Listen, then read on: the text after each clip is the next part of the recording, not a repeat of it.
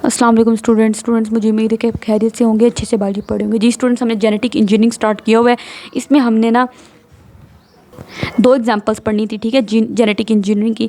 एक तो gene editing हम कैसे कर रहे हैं और उसको किस किस फ़ायदे के लिए इस्तेमाल किया जा रहा है, वो सारा मैंने आपको डिटेल में समझा दिया। अब हम जीन ट्रांसफ़र को पढ़ेंगे। ये दूसरी एग्जांपल है जेनेटिक इंजीनियरिंग की। तो वो कहते हैं जेनेटिक इंजीनियरिंग आप 2 तरीके से करते हो, एक जीन एडिटिंग और एक जीन ट्रांसफ़र। जीन एडिटिंग है हमने क्या करना है, जीन के अंदर कोई थोड़ा सा बदलाव करना है, कुछ चेंजेस लेकर आनी है। अब जीन ट्रांसफ़र में हमने क्या करना है, ये बहुत कमाल का प्रोसेस है। इसमें हमने एक ऑर्गेनिज्म की जो जीन है उसको पकड़ना है और उसको दूसरे ऑर्गेनिज्म के अंदर ट्रांसफ़र कर देना है, ये जीन ट्रांसफ़र है। जी स्टूडेंट्स, जीन ट्रांसफ़र हम कैसे करेंगे, देखें वही बात मैंने आपको बताया। ये पहले मैं आपको सारी एग्जांपल दे चुकी हूँ। फॉर एग्जांपल मैंने इंसुलिन प्रोटीन बनानी है। शुगर के मरीज़ हैं इतने ज़्यादा, उनको इंसुलिन चाहिए, ठीक हो गया, क्योंकि उनके अंदर वो सेल्स जो इंसुलिन बना रहे होते हैं वो ख़राब हो गए हैं। अब वो इंसुलिन नहीं बना रहे, तो मुझे इंसुलिन चाहिए। मैं उनके अंदर इंसुलिन लगा दूँगी, इंसुलिन के टीके लगा दूँगी, तो उनके अंदर इंसुलिन चली जाएगी और वो इंसुलिन से अपनी ज़िंदगी बेहतर तरीके से गुजार सकेंगे। अब कैसे इंसुलिन बनाएं, सबसे पहले मैंने आप कोई भी पेशेंट का सेल ले लेना है, डोनर सेल, कोई भी सेल ले लो। ज़रूरी नहीं है कि आपने पेनक्रियास का वो जो इंसुलिन प्रोड्यूसिंग सेल्स है वही लेना है।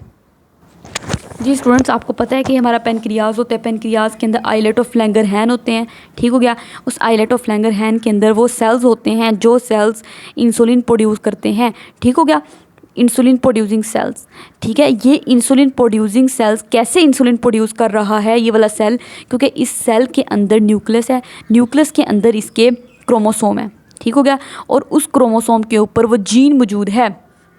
सपोज कर लो क्रोमोसोम मैंने बाहर निकाल दिया, मान लो ये वो जीन है, ठीक हो गया, इंसुलिन वाली। तो इस जीन ने क्या करना है, मैसेंजर आरएनए बनाना है ट्रांसक्रिप्शन के प्रोसेस के ज़रिए से, पीछे हमने पढ़ा हुआ इनहेरिटेंस में, और फिर ट्रांसलेशन होगी जिसमें इस मैसेंजर आरएनए से इंसुलिन प्रोटीन बनेगी। इस तरह ये सेल भर भर के इंसुलिन प्रोटीन बना रहा है, ठीक हो गया।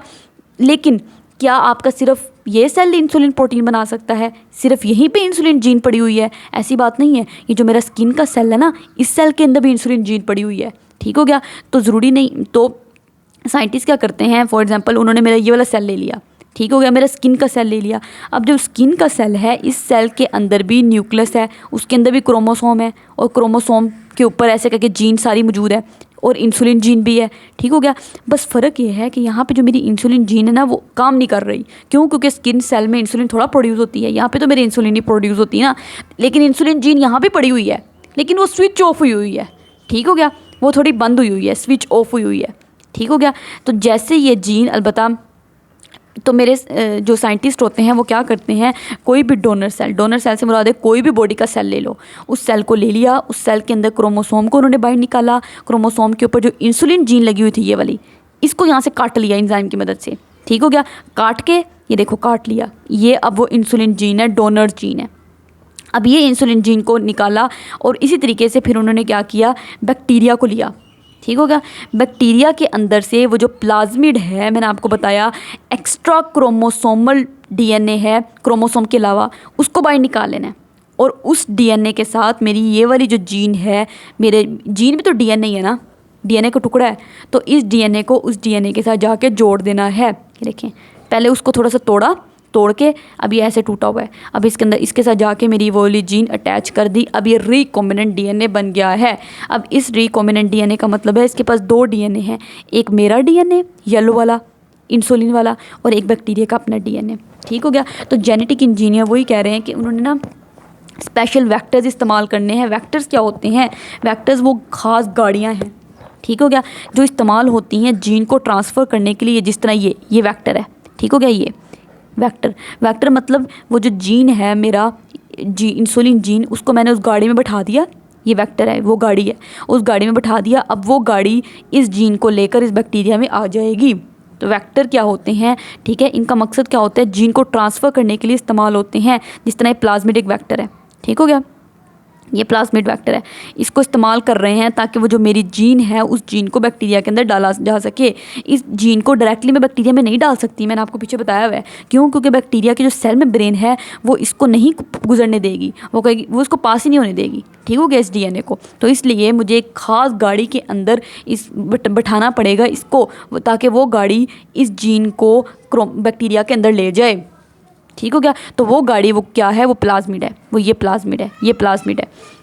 तो वो कह रहा है कि मोस्ट कॉमनली यूज्ड वेक्टर्स, जो गाड़ियाँ इस मकसद के लिए इस्तेमाल की जाती हैं टू ट्रांसफ़र जीन को ट्रांसफ़र करने के लिए बैक्टीरिया के अंदर, ये जो जीन है मैंने इस जीन को बैक्टीरिया के अंदर लेकर जाना है, ठीक हो गया। कैसे लेकर जाऊंगी, उसके लिए जो गाड़ियाँ इस्तेमाल होती हैं वो दो होती हैं, एक तो प्लाज्मिड है जो उन्होंने आपको इस डायग्राम में दिखाया हुआ है, और दूसरी गाड़ी जो होती है उसको बैक्टीरियोफेज कहते हैं।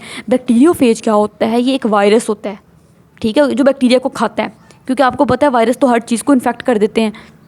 वायरस जो होते हैं ना इंसानों को छोड़ते हैं ना बैक्टीरिया को छोड़ते हैं। इवन ये बैक्टीरिया बैठा हुआ है ना, तो इस बैक्टीरिया को जाके भी वायरस ने इन्फेक्ट करना है। कैसे इन्फेक्ट करना है, ये जो वायरस होता है, आपने वायरस का स्ट्रक्चर पढ़ा ना, ऐसा होता है। कहाँ पे पढ़ा था हमने, याद करें, या ऐसा आपको नज़र आ रहा होगा, पढ़ा देखा देखा लग रहा है स्ट्रक्चर वायरस का। ये हमने चैप्टर नंबर गालबन 2 में पढ़ा था या 3 में पढ़ा था, 9th क्लास में, ठीक हो गया। आई थिंक 2 में पढ़ा था वायरस का स्ट्रक्चर। तो ये वायरस ऐसे करके वायरस होता है, ठीक। इस वायरस के अंदर डीएनए होता है। ये वायरस जब बैक्टीरिया के अंदर जाता है ना, तो अपना ये जो डीएनए इसने बैक्टीरिया के अंदर घुसा देना है। ये वाला जो ब्लैक वाला डीएनए, खुद इसने सारा बाहर ही रहना है, सिर्फ डीएनए इसने बैक्टीरिया के अंदर अपना एंटर करवा देना है, और जाके बैक्टीरिया की जितनी भी सारा मशीनरी है ना उसको हाईजैक कर लेना है, और बैक्टीरिया को कहना है अब तुम मेरे डीएनए के मुताबिक चलोगे, जो मेरे डीएनए में इंफॉर्मेशन है ना उसके मुताबिक अब काम किया जाएगा, ठीक है। तो इस वायरस ने क्या किया, अपना डीएनए बैक्टीरिया के अंदर डाल दिया, और अब इस डीएनए के मुताबिक सारा काम बैक्टीरिया के अंदर होगा। इस डीएनए के अंदर जो इन्फॉर्मेशन है उसके मुताबिक मैसेंजर आरएनए बनेगा और फिर प्रोटीन्स बनेगी, ठीक हो गया। तो अगर आप सोचें, अगर मैं बैक्टीरिया, ये जो वायरस है, ठीक हो गया, ये वायरस का अपना डीएनए था ये वाला, ठीक है। अगर मैं वायरस के डीएनए के साथ अपना डीएनए जोड़ दूँ, ठीक हो गया, मान लो ये वाला मेरा डीएनए, ठीक हो गया, मैंने ये वाला डीएनए जोड़ दिया। अब खुद ही सोचें, जब ये वायरस जाएगा बैक्टीरिया को अटैक करेगा, तो इसने बैक्टीरिया के अंदर अपना सिर्फ डीएनए ही तो डालना है, तो मेरा डीएनए भी इस वायरस के साथ अटैच हुआ हुआ है, ठीक हो गया। तो जब ये डीएनए इसके अंदर डालेगा तो मेरा डीएनए भी बैक्टीरिया के अंदर चला जाएगा। अब जब वायरस ने, मैंने आपको बताया था, इसने बैक्टीरिया के अंदर जाना है, और अब कहना है मेरे डीएनए की बात, मेरे डीएनए का हुक्म चलेगा। बैक्टीरिया से कहना है तुम जाओ भाड़ में, तुम्हारी कोई बात नहीं चलेगी, मेरी बात चलेगी, मेरा डीएनए ना अब उसके मुताबिक काम होगा। तो अगर जब मैंने अपना डीएनए वायरस के डीएनए के साथ जोड़ा हुआ था, तो मेरा जो डीएनए है, ठीक है, वो ये जुड़ा हुआ है, तो इसने भी यहाँ पे अपना मैसेंजर आरएनए बनाना शुरू कर देना है और अपनी प्रोटीन बनाना शुरू कर देनी है। तो इस तरीके से मेरी मर्ज़ी की जो प्रोटीन है वो भी बैक्टीरिया के अंदर बन जाएगी, ठीक हो गया। तो इस तरीके से मैं बैक्टीरियोफेज को वेक्टर के तौर पर इस्तेमाल कर सकती हूँ। आपकी बुक में उन्होंने ये सारा कुछ नहीं बताया था, लेकिन मैंने आपको बता दिया है, ठीक हो गया।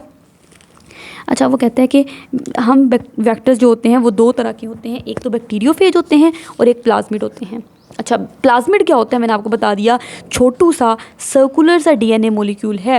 ये देखें, छोटू सा स्मॉल सा सर्कुलर गोल गोल सा डीएनए मॉलिक्यूल है जो बैक्टीरिया के अंदर मौजूद होता है। कुछ बैक्टीरिया के अंदर मौजूद होता है, सब के अंदर ही मौजूद होता है प्लाज्मिड, ठीक है। और बैक्टीरियोफेज क्या है, मैंने आपको बताया, ये वायरसेस होते हैं जो बैक्टीरिया के अंदर एंटर करते हैं, खुद नहीं जाता, इसने अपना डीएनए बैक्टीरिया के अंदर छोड़ना है बैक्टीरियोफेज ने, ठीक हो गया। अच्छा, अब वो कहता है कि फॉलोइंग स्टेप्स होते हैं ट्रांसफ़र ऑफ जीन के इनटू एन ऑर्गेनिज्म। एक ऑर्गेनिज्म के अंदर हमने जीन को ट्रांसफ़र करना है। अब कैसे ट्रांसफ़र करना है वो सारे स्टेप अब वो बता रहा है। सबसे पहले वो कहता है पहला स्टेप क्या किया जाता है, ये आपसे लॉन्ग क्वेश्चन पूछा जाएगा कि जीन ट्रांसफ़र कैसे होती है। जेनेटिक इंजीनियरिंग में जीन एडिटिंग का प्रोसेस क्या होता है वो लॉन्ग क्वेश्चन पूछेंगे, और जीन ट्रांसफ़र का प्रोसेस क्या होता है ये लॉन्ग क्वेश्चन पूछेंगे। तो ये स्टेप आपको, जीन ट्रांसफ़र के 3 स्टेप हैं, ये आपको आने चाहिए। स्टेप 1 क्या है कि सबसे पहले जीन ट्रांसफ़र जब मैंने करनी है तो मैंने सबसे पहले आइडेंटिफिकेशन करनी है जीन की, कि वो जीन कौन सी है जिसको मैं ट्रांसफ़र करना चाहती हूँ। तो मैंने सबसे पहले पहचान कर ली, हाँ ये इंसुलिन जीन है जिसको मैंने ट्रांसफ़र करना है, पहली बात। फिर मैंने आइसोलेशन करनी है डोनर जीन की, ये जो डोनर सेल है इसकी जो डोनर जीन है इसको मैंने यहाँ से आइसोलेट करना है, अलग करना है, ठीक हो गया। इधर से कट करना है, इधर से कट करना है, तो ये मैंने आइसोलेट कर लिया, अलग कर लिया। तो ये स्टेप 1 है, ठीक हो गया। तो ये 3 स्टेप हैं, ये आपने तीनों याद कर लेने हैं, बेशक यही तीनों याद कर लें या आगे से 3 याद कर लें, आगे थोड़ी डिटेल में दी हुए, ठीक हो गया। दूसरा स्टेप क्या है, स्टेप 1 उन्होंने ये लिखा हुआ है, स्टेप 1 है। स्टेप 1 में आपने क्या करना है, जो डोनर ऑर्गेनिज्म की जीन है पहले उसको आइडेंटिफाई करना है। जिस तरह मैंने आइडेंटिफाई कर लिया, हाँ इंसुलिन जीन मुझे काटनी है, उसको आइडेंटिफाई कर लेना है। और आइडेंटिफाई करने के बाद आपने क्या करना है, उसको आइसोलेट करना है, उसको वहाँ से अलग कर लेना है उसके क्रोमोसोम से। वो जो जीन पूरे क्रोमोसोम के साथ लगी हुई है, ये देखें, उसको यहाँ से कट कर लिया, ये देखें मैंने अलग कर लिया, ये अलग हो गई, ठीक हो गया। फिर स्टेप टू में क्या किया जाता है, रिकॉम्बिनेंट डीएनए बनेगा। रिकॉम्बिनेंट डीएनए कैसे बनेगा, ये देखें स्टेप 2 में आपने क्या करना है, रिकॉम्बिनेंट डीएनए को बनाना है, ये वाला रिकॉम्बिनेंट डीएनए। आप मुझे बताएं कैसे बनेगा। बैक्टीरिया के अंदर जो प्लाज्मिड है मैं उसको बाहर निकाल लूँगी, उस प्लाज्मिड को थोड़ा सा काट दूँगी, इतना सा हिस्सा उसका काट दिया, क्यों, क्योंकि मैंने ये वाली जीन उसके साथ अटैच करनी है। तो इतना हिस्सा जब प्लाज्मिड का काट दिया जाएगा, देखें काट दिया है, तो ये बन जाएगा क्लीव्ड प्लाज्मिड। ये ऐसा प्लाज्मिड है जिसको मैंने काट दिया है, कट हो गया है। उसके साथ, उस कटे हुए प्लाज्मिड के साथ मैंने अपनी जीन अटैच कर देनी है, कौन सी, इंसुलिन जीन। ठीक हो गया। ये इंसुलिन जीन जब मैंने इसके साथ अटैच कर दी, येलो वाली, ठीक हो गया। तो अब ये जो डीएनए बना है इसको कहते हैं रिकॉम्बिनेंट डीएनए, क्योंकि इसके पास 2 मुख्तलिफ डीएनए है, एक मेरा डीएनए, एक बैक्टीरिया का अपना डीएनए। तो वही कहा है स्टेप 2 में आपने रिकॉम्बिनेंट डीएनए बनवाना है। कैसे, प्लाज्मिड को सबसे पहले आपने बैक्टीरिया सेल से निकाला, फिर प्लाज्मिड डीएनए को आपने कट किया, वही बात, प्लाज्मिड के डीएनए को आपने थोड़ा सा कट किया। कट करने के बाद आपने डोनर की जो जीन थी, इंसुलिन जीन, वो आपने अटैच कर दी। कहाँ पे अटैच कर दी, at the cut end of the plasmid. जो प्लाज्मिड के एंड आपने कट किए थे, देखें यहाँ से कट किया ना, यहाँ पे आपने जो डोनर की जीन है ना, ये वाली डोनर की जीन, वो ला के आपने अटैच कर दी। अब क्या हुआ, इस तरह करने से अब ये जो प्लाज्मिड बन गया है, ठीक हो गया, इज़ नाउ, अब प्लाज्मिड के अंदर 2 चीज़ों का कॉम्बिनेशन है, एक तो बैक्टीरिया का अपना डीएनए और दूसरा न्यू डीएनए। न्यू डीएनए कौन सा, डोनर्स का डीएनए, जो डोनर्स की जीन थी। ठीक हो गया। अब ये 2 चीज़ों का कम्बिनेशन है, एक तो ओरिजिनल डीएनए जो बैक्टीरिया का था अपना, और दूसरा वो जो डोनर की जीन है। तो 2 डीएनए जो हैं अब ऐड हो गए हैं, तो इसको हम कहते हैं, it is called recombinant DNA. पूछेंगे आपसे डिफाइन रिकॉम्बिनेंट डीएनए, तो ये सारा आपने इतना लिखना है। ठीक हो गया। और इसी तरीके से ये जीन ट्रांसफ़र का स्टेप नंबर 2 भी है। जीन ट्रांसफ़र के 3 स्टेप हैं, स्टेप 1, स्टेप 2, स्टेप 3। 2 स्टेप हो गए। अब तीसरा स्टेप क्या है, तीसरे स्टेप में आपने वो जो रिकॉम्बिनेंट डीएनए है ना, उसको दोबारा बैक्टीरिया सेल के अंदर वापस डाल देना है। ये देखें रिकॉम्बिनेंट डीएनए बन गया, इसको दोबारा बैक्टीरिया के अंदर वापस डालें। अब जब इसको दोबारा बैक्टीरिया के अंदर वापस डालेंगे, तो अब मैं कहूँगी ये बैक्टीरिया जो है जेनेटिकली मॉडिफाइड बैक्टीरिया है। इस बैक्टीरिया को मैंने मॉडिफाई कर दिया है, इस बैक्टीरिया के जीन को मैंने मॉडिफाई कर दिया है। जीन मतलब डीएनए है ना, तो देखो मैं इस बैक्टीरिया के डीएनए को मैंने अपने मुताबिक बदल दिया है। ठीक हो गया। तो ये बात उसने लिखी हुई है जी स्टूडेंट्स। तो स्टेप नंबर 3 क्या, जीन क्लोनिंग। जीन क्लोनिंग क्या होती है कि जीन के काफ़ी ज़्यादा क्लोन बन रहे हैं। क्लोन क्या होता है, एग्जैक्ट कॉपीज़। ठीक हो गया। जिस तरह की ये जीन है ना, ये वाली जो जीन थी येलो वाली, ठीक है, इंसुलिन जीन, इस तरह इसकी बहुत ज़्यादा लाखों एग्जैक्ट कॉपीज़ बनेंगी। सारी जो इन कॉपीज़ है ना, वो एग्जैक्टली बिल्कुल इसी की तरह होंगी। जिस तरह फ़ोटो कॉपी मशीन नहीं होती, उसमें आप एक पेज को प्रिंट करवा लो तो जो दूसरा पेज बनता है वो एग्जैक्ट उसकी कॉपी होता है। इसी तरीके से ये जो सारी नई जीन्स बनेंगी वो भी एग्जैक्ट इस वाली जीन की कॉपी होंगी। ये जो सारी नई कॉपीज़ होती हैं, इनको कहते हैं क्लोन बन गए हैं। ठीक हो गया। तो ये जो सारी नई जीन्स बन रही हैं, इनको कहते हैं जीन क्लोनिंग हो गई है। आपको पता है नई जीन कैसे बनेगी। ये बैक्टीरिया जो है, ये जो जेनेटिकली मॉडिफाइड बैक्टीरिया है, जिस बैक्टीरिया के जीन को मैंने मॉडिफाई कर दिया है, डीएनए को मॉडिफाई कर दिया है, अपने मुताबिक बदल दिया है, इस बैक्टीरिया ने मज़ीद आगे रिप्रोडक्शन करनी है। ठीक हो गया। बैक्टीरिया के अंदर आपको पता है बाइनरी फिशन होती है। बैक्टीरिया 2 टुकड़ों में टूट जाता है। ये हमने 9th क्लास में पढ़ी थी बाइनरी फिशन। ठीक है। तो वही बाइनरी फिशन जो हो रही है प्लांट फिजियोलॉजी में पड़ी थी। ठीक हो गया। वही बाइनरी फिशन इस बैक्टीरिया में होगी। ये एक बैक्टीरिया 2 अपने बच्चे प्रोड्यूस करेगा, 2 डॉटर सेल प्रोड्यूस करेगा। दोनों को इसने बराबर का मटेरियल देना है, जो इसको देना है वो इसको देना है। देखें ये जो रिकॉम्बिनेंट डीएनए है वो इसको दिया है, तो इसको भी दिया है। तो देखें वही वाला जो मेरा जीन, इंसुलिन जीन, वो इसमें भी चला गया, इसमें भी चला गया आगे। इसी तरीके से ये बैक्टीरिया जो है, ये भी जब आगे अपने 2 बच्चे प्रोड्यूस करेगा, 2 डॉटर सेल प्रोड्यूस करेगा, तो हर एक को इसको भी वो देगा रिकॉम्बिनेंट डीएनए, और इसको भी वही रिकॉम्बिनेंट डीएनए देगा। तो मेरा येलो वाला इंसुलिन जीन इसके अंदर भी गया, इसके अंदर भी जाएगा। और ये जीन सिर्फ जाएगा नहीं, बल्कि एक्सप्रेस भी होगा। एक्सप्रेस होने का मतलब है कि वो जीन, येलो वाला जीन, ये जो येलो वाला जीन है, ये मैसेंजर आरएनए बनाएगा। ठीक है। ये देखें ये मैसेंजर आरएनए बन रहा है, और मैसेंजर आरएनए ने फिर जाके ये प्रोटीन बनानी है। कौन सी प्रोटीन, इंसुलिन प्रोटीन। तो देखें येलो वाली भर भर के इंसुलिन प्रोटीन बन रही है। कितने ज़्यादा इंसुलिन प्रोटीन के मॉलिक्यूल बन रहे हैं। सिर्फ एक छोटी सी मैंने इंसुलिन जीन ली थी बस। ठीक है, और भर भर के कितने लाखों प्रोटीन इंसुलिन के मॉलिक्यूल बन रहे हैं, और ये सारे इंसुलिन के मॉलिक्यूल मैं इंजेक्शन में डाल दूंगी और पेशेंट को लगा दूंगी। पहले इसको अलबत्ता साफ़ करूंगी क्योंकि बैक्टीरिया से मिली है, तो फिर इसको इंजेक्शन में डाल के डायबिटिक पेशेंट को लगा देंगे। तो इस तरीके से ये देखें, तीसरा स्टेप क्या है, जीन क्लोनिंग। जीन क्लोनिंग में क्या हो रहा है, जीन के क्लोन्स बन रहे हैं, जीन की मल्टीपल कॉपीज़ बन रही हैं। ये देखें कितनी कॉपीज़ बन गई हैं। तो वो कहते हैं कि अब रिकॉम्बिनेंट डीएनए को आपने बैक्टीरिया सेल के अंदर डाल देना है। वही बात, रिकॉम्बिनेंट डीएनए को मैंने बैक्टीरिया सेल के अंदर डाल दिया, कि बैक्टीरिया सेल के अंदर चला गया।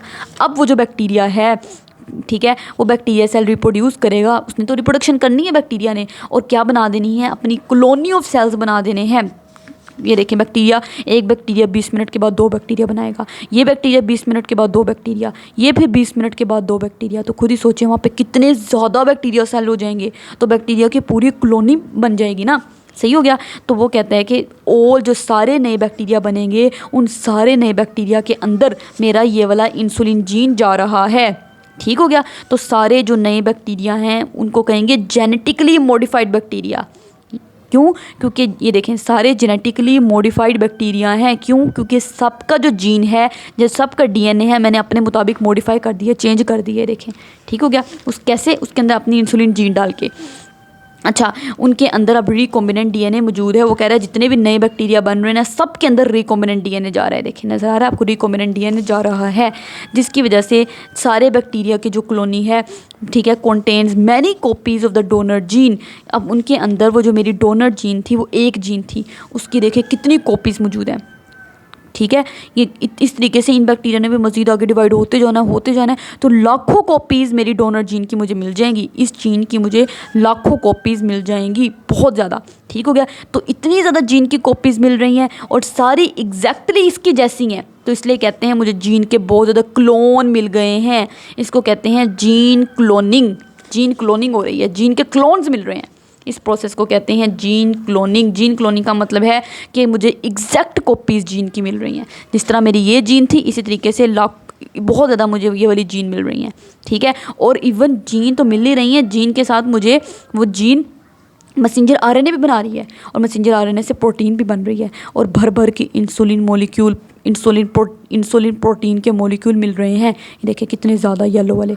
ठीक है, तो इस तरीके से ये प्रोसेस जीन ट्रांसफ़र का इस्तेमाल हो रहा है इंसानों की जान बचाने के लिए, इसलिए इसको बायोटेक्नोलॉजी की टेक्निक कह रहे हैं। ठीक हो गया। जेनेटिक इंजीनियरिंग कह रहे हैं, क्योंकि हमने जीन को मॉडिफाई किया है। ये देखिए जीन को मॉडिफाई किया है, डीएनए को मॉडिफाई किया है, जीन को मॉडिफाई किया, एक ही बात है।